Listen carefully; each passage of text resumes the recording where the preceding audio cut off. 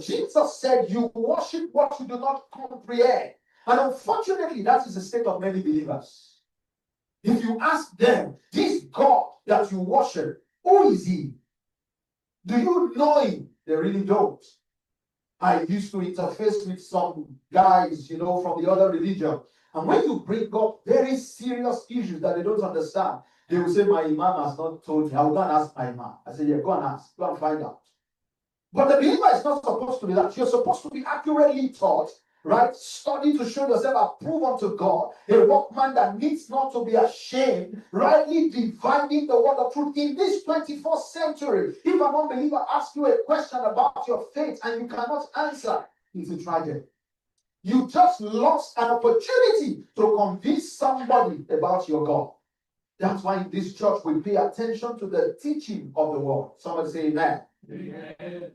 So, the issue here is that there are two mountains. Somebody say two mountains. Okay. The writer of Hebrew was talking to us about two mountains. He said, for you have not come. So you need to understand what you have not come to, and you need to understand what you have come to.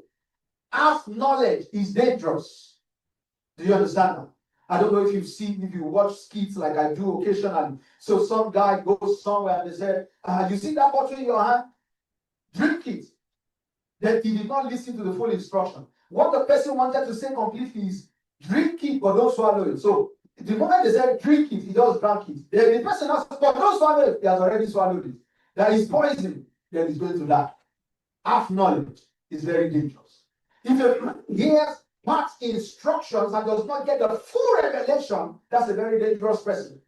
When Jesus opened the eyes of the blind guy, he said, what do you see? The guy said, I see men walking as spirits. Jesus said, calm down, calm down. We need to do that miracle and make it complete for you. Because there is a danger of a man that sees other people as spirits is that if you put cutlass in his hands, then body could suffer. How many of you know what I'm talking about? Yeah. Because it's just, imagine an hunter, seeing men as animals. He's just going to kill everybody he sees with his gun. So Jesus said, you need to sit down and be accurately discipled so that your revelation of God is complete.